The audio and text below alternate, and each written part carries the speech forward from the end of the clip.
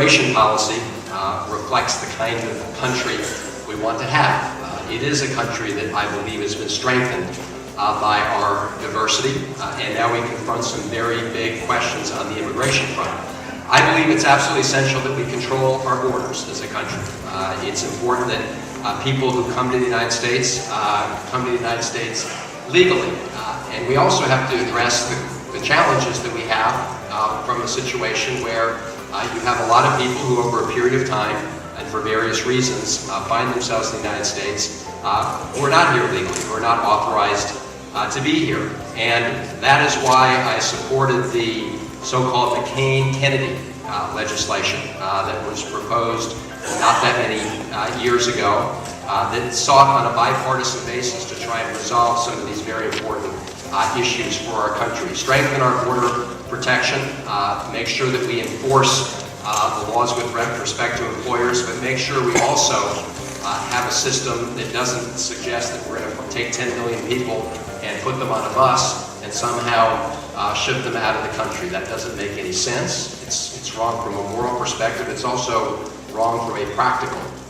perspective. And that's why the Kennedy-McCain legislation, which was a bipartisan piece of legislation, I think balanced the different equities and interests in a way that was going to move the country forward. Unfortunately, that bill did not pass, and President Obama has said that he wants to work again on a bipartisan basis to address the immigration reform question. Thank you, and I apologize. Each of the candidates do have 2 minutes each, and obviously since your panel is smaller, we may get to several questions this evening. Next candidate, same question. My name is Mike Phillips, and I'm running to see the incumbent.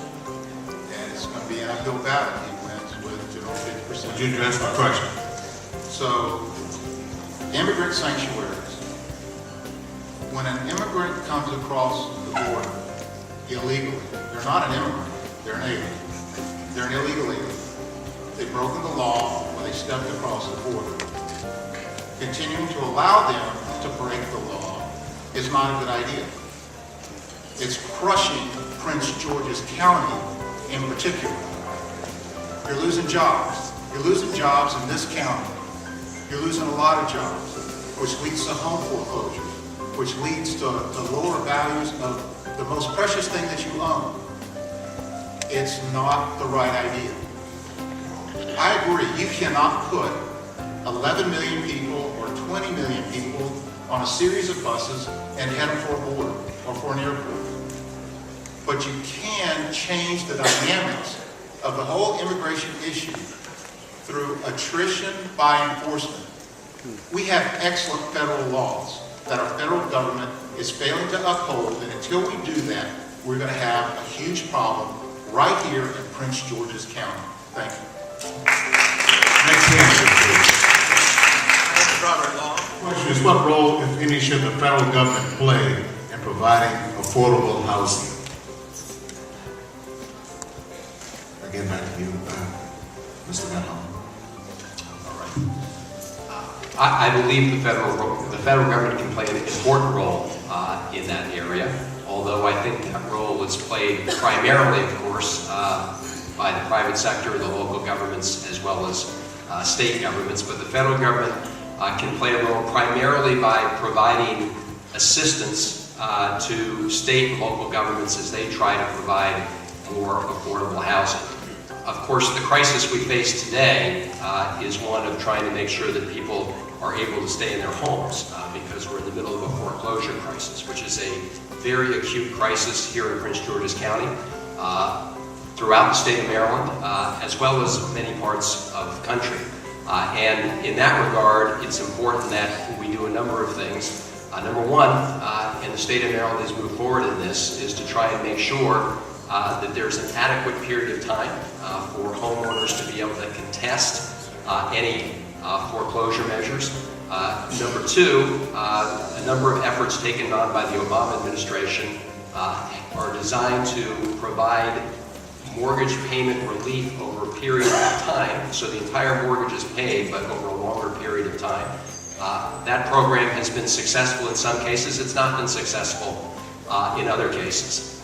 In the longer term, I believe what the federal government can do is help provide what's known as affordable housing trusts that can be accessed by local governments like Prince George's County to help provide for more affordable housing throughout the region. But again, the problem we face right now is one of making sure that we allow people to the maximum extent possible to be able to stay in their homes. And the root issue there, of course, is jobs and the economy. Because if you can't get a paycheck, you're not going to be able to make the mortgage, which is why the focus of President Obama and the Congress has been in trying to get the economy turned around. We were in a very big ditch, and we're having to find out the hole. I get this. Stay with it. Thank you. Next candidate, please. Again, my name is Michael Phillips. The federal government should have spent a lot more time helping individual homeowners instead of bailing out the banks, taking over GM, and doing all the crazy things that they've done to spend so many tax dollars that don't seem to have created enough jobs to make any kind of a difference. We need at least 350,000 jobs a month just to stay at status quo. We get 140,000 here or 30,000 there. We might have a dip in a month where we don't get, any jobs. But the jobs aren't occurring even though we've spent all this money to bail out the banks. Instead of standing there and saying, what small amount of money does that individual homeowner need to stay in their home? What is the delta between how much they're making now versus how much they were making 2 or 3 years ago? And how much can we help them directly to stay in their homes? How many people have already lost their homes? Millions, and it's going to be millions more. Thank you very much. Next candidate, please. Obviously, the economy is at the top of the totem pole.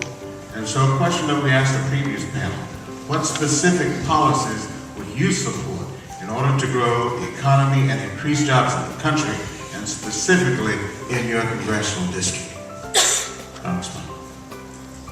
Well, we've taken a number of steps to try and reverse the free fall the economy was in, but I do believe we need to take some additional steps. One, the House of Representatives has passed a piece of legislation to provide easier access to credit for small businesses.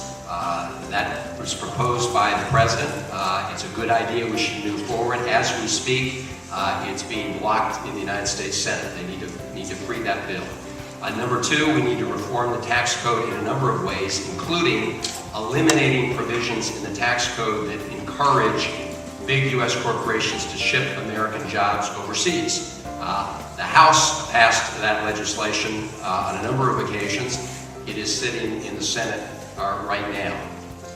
Third, we need to make sure that we reduce the burdens on many small businesses, and the Congress has actually passed a number of measures, the House has, in that area as well.